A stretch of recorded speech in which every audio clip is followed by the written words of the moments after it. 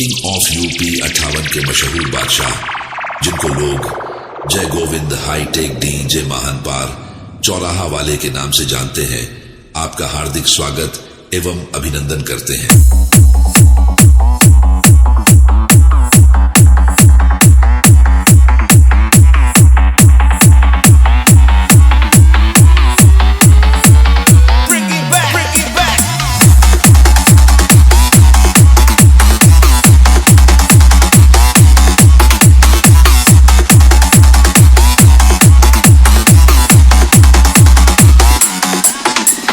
क्या बात है देवर जी, आज बहुत गाना गाया जा रहा है कि आज मेरे यार की शादी है।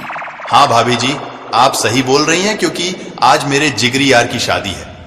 आज वहां लोगों के दिलों पे राज करने वाले और डीजे वालों को जलाने वाले जय गोविंद हाईटेक डीजे माहनपार चौराहा खलीलाबाद वाले आए हैं। सच में क्या माहनपार चौराहा वाले जय गोविंद हाईटेक डीजे आए हुए हैं? हाँ भाभी जी, जय गोविंद हाईटेक डीजे माहनपार चौराहा वाले ही आए हैं। अगर आपके भैया जी गुस्सा न करे तो क्या मैं भी आपके साथ चलूं?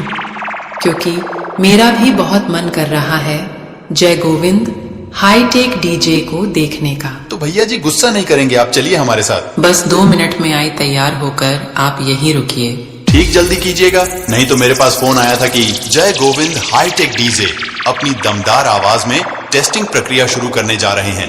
अगर देरी किए तो सारा मजा निकल जाएगा।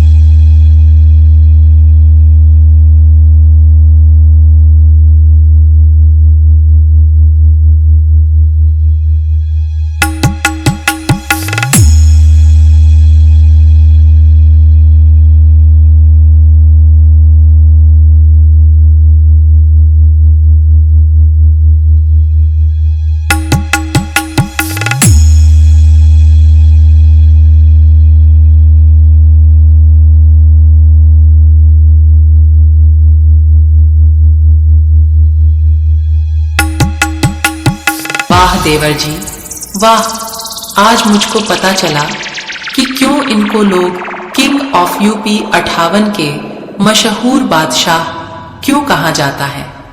क्योंकि इतना भयंकर जय गोविंद हाईटेक डीजे का बेस था और साथ ही साथ उनके डीजे लाइटिंग का तो कोई जवाब ही नहीं है। जय गोविंद हाईटेक डीजे की लाइटिंग देखकर ऐसा लग रहा है कि जैसे मैं स्वर्ग में हूँ, चारों तरफ रोशनी ही रोशनी है।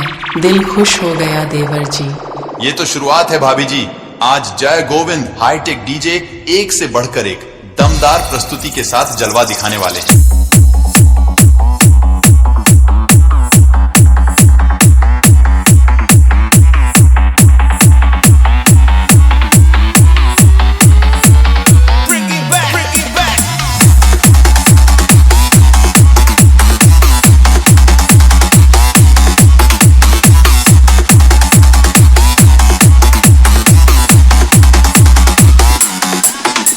क्या जय गोविंद हाईटेक डीजे के मालिक जय गोविंद जी का मोबाइल नंबर मिल सकता है? हाँ क्यों नहीं, जरूर मिल सकता है। इनका मोबाइल नंबर है 7705807393।